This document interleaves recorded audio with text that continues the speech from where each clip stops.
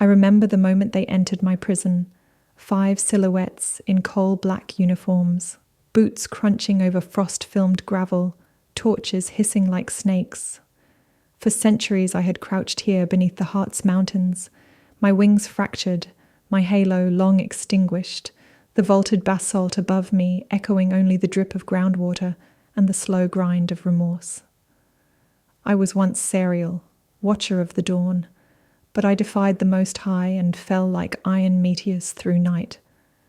Now I waited, an ember of divinity smothered beneath layers of guilt, desperate for a chance to prove I still understood righteousness.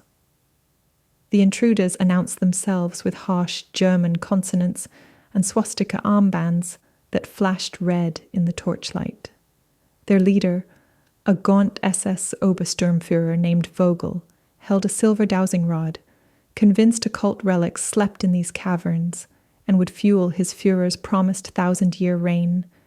His men laughed when they spotted the feathers scattered at my feet, brittle remnants of wings I could no longer spread. They did not see a seraph. They saw only another curiosity to catalogue, another power to chain. In that instant I felt an old hunger awaken, not the hunger of pride that cast me from heaven, but the hunger to cleanse, to balance scales tipped by atrocities I sensed clinging to their souls like tar.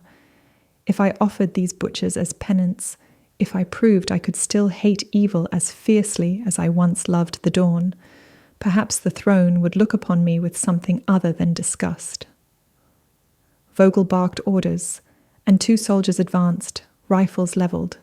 They forced me to my knees, though I had already been kneeling for centuries. When one jabbed my shoulder with a bayonet, the blade snapped against skin still laced with celestial sinew. His eyes widened, fear glittered in them like mica. I smiled, a small, brittle thing, and whispered in a tongue older than Eden. His flesh withered instantly, muscle collapsing inward, bones cracking like dry branches. He toppled, a husk before he hit the ground. Silence swallowed the cavern. The remaining 4 froze, and even Vogel's arrogance flickered. I rose slowly, broken pinions unfurling with the sound of parchment tearing. A few ragged feathers drifted to the floor and ignited into blue fire. "You sought power," I said, my voice reverberating off the stone like cathedral bells warped by nightmares. "Behold it." The youngest, a radio man with trembling hands, bolted toward the tunnel mouth. I exhaled. A gust heavy with winter and judgment swept past me, caught him, and lifted him backward. He screamed as invisible fingers dragged him to the cavern ceiling. There he hung, convulsing, until veins burst and crimson constellations spattered the rock.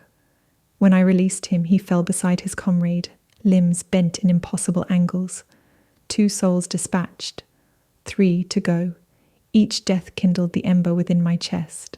I felt grace edging closer, as though the heavens were watching, weighing. Vogel regained his voice, ordering the remaining men, Keller, a demolition expert, and Brandt, a medic, to open fire. Bullets shredded the gloom, ricocheting off stalagmites in whining sparks. I walked through the hail without haste. Where lead touched my flesh, it melted into droplets of dull gold, tinkling to the floor like coins. Keller's magazine emptied. He fumbled for another.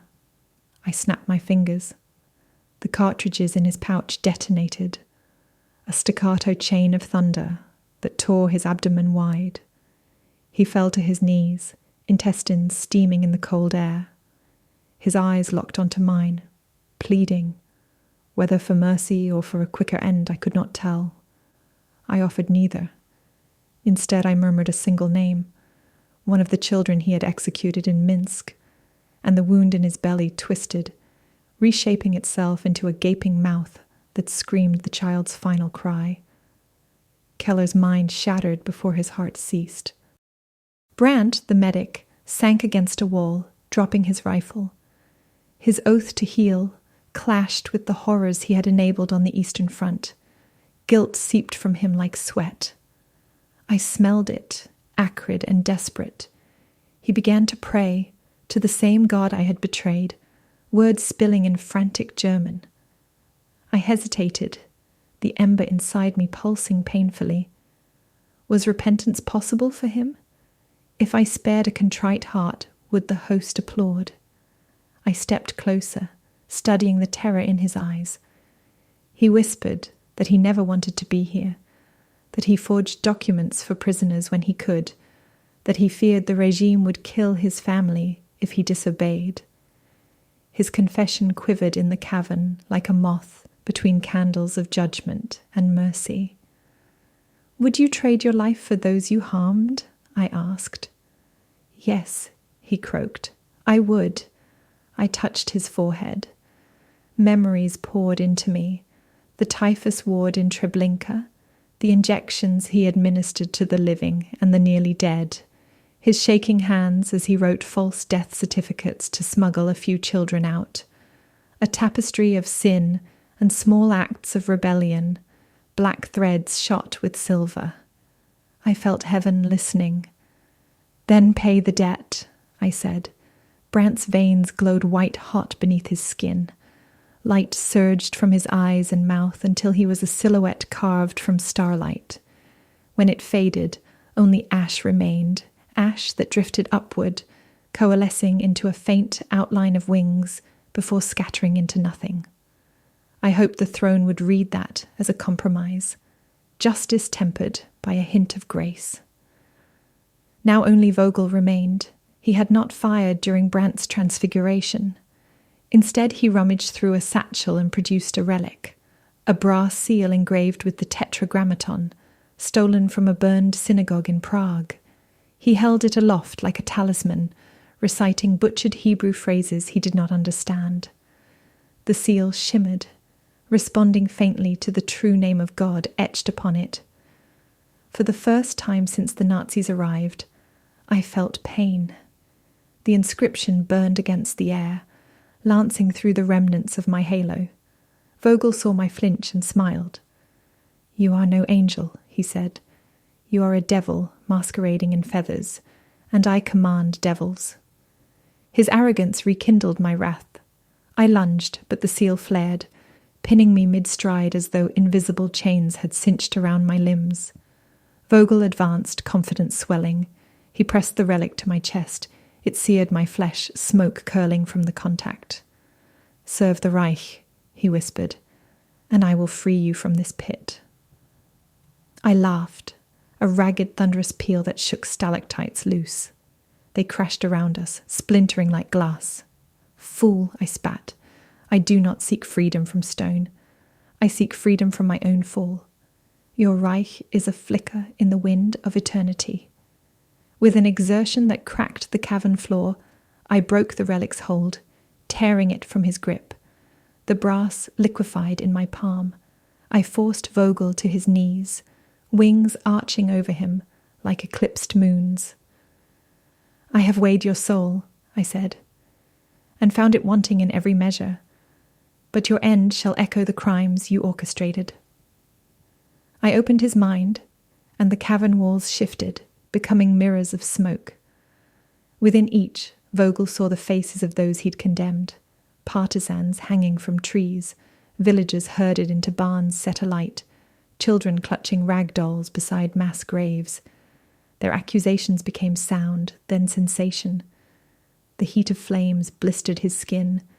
Phantom bullets tore through muscle. Rope tightened around his throat. He suffered each death he ordered, not in sequence, but simultaneously, a symphony of agony. Still he clung to life, mouth foaming, eyes rolling, so I granted him one final vision, the Reichstag in ruins, the Führer, a charred corpse, banners of blood red trampled in the mud of defeat. I let him taste the ashes of his empire. When I withdrew my hand, Vogel's heart burst. He collapsed beside the relic's molten puddle, his body twitching in residual torment. 4 souls had already drifted into judgment. His lingered, stubborn, until I whispered a verse of uncreation and blew it out like a candle. Silence returned, broken only by distant water droplets and the faint crackle of feathers still smoldering on the floor. I stood alone amid the carnage, chest heaving with something that might have been grief or triumph. Had I proven myself? I looked upward, half expecting a shaft of light, a ladder of seraphim, any sign that heaven acknowledged the offering. Nothing. The cavern remained a tomb. I sank to my knees once more. Perhaps slaughter, even of monsters, could not erase rebellion. Perhaps the Most High desired repentance, not retribution. I stared at my blood-slicked hands and felt the ember dim. Yet somewhere far above, beyond strata of stone and centuries of exile, I sensed a breeze. It was faint, the barest stirring of wings, but it carried the scent of dawn. Hope, fragile as a newborn star, flickered within me. I gathered the fallen feathers scattered across the cavern. Mine, yes, but also tokens of those I had judged. I pressed them to the wound the relic left in my chest. They fused, forming a patchwork quill of scar tissue and ash. A reminder that redemption is not granted in a single blaze of vengeance, but forged feather by feather, act by act. I rose and turned toward the tunnel where the Nazis had first emerged. Beyond it lay a world still burning with wars, camps, and cruelty. There would be more butchers, more tyrants, more scales to balance. Perhaps if I spent eternity opposing them, not for glory, not for rage, but for the victims, I might one day hear the gates of heaven creak open.